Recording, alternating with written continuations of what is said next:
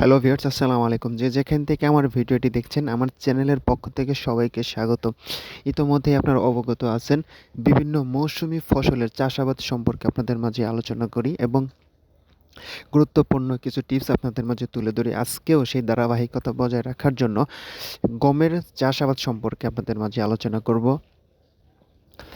কম বেশি প্রত্যেক জেলাতেই গমের চাষ হয়ে থাকে, তবে আমাদের টাঙ্গাইলে প্রচুর গমের চাষ হয়ে থাকে। তবে গম চাষের গুরুত্বপূর্ণ একটি বিষয় হচ্ছে, গম চাষ খুবই সহজ একটা চাষ পদ্ধতি। তারপরেও কিছু টিপস অবশ্যই আপনাকে জানতে হবে। কিছু টিপস অবলম্বন করলে অবশ্যই আপনি ভালো ফলন পাবেন। তো গমের বয়স যখন 25 থেকে 20 থেকে 25 দিন হবে, অর্থাৎ গমের চারার সাইজ যখন 5 থেকে 6 ইঞ্চি হবে, তখন আপনাকে অবশ্যই মই, কলা গাছ অথবা ঝাঁটা টাইপের কোনো কিছু দিয়ে ভালো করে গমের চারা হেলিয়ে দিতে হবে। এমনভাবে জমিতে টানতে হবে যাতে করে প্রত্যেকটা গমের চারাই যাতে হেলে পড়ে। এতে করে কি হবে, যেই চারাটা বেশি হেলে পড়বে এবং যেখানে একটা চারা থাকবে, যখন চারাটা আপনি হেলিয়ে দেবেন তখন কিন্তু চারপাশ থেকে অনেকগুলা চারা বের হবে, অর্থাৎ একটা ছোবা আকার ধারণ করবে।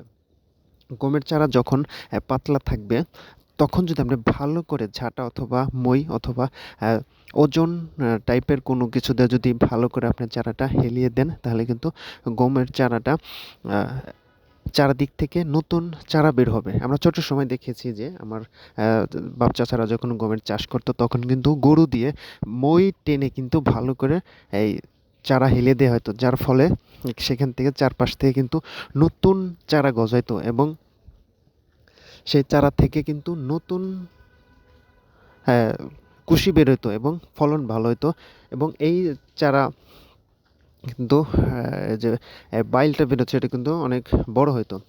তো এইভাবে হেলিয়ে দেওয়ার 1 থেকে 2 দিন পরে অবশ্যই সার প্রয়োগ করে দেবেন এবং অবশ্যই পরিমাণ মতো সার প্রয়োগ করবেন। আশা করি ভালো ফল পাবেন।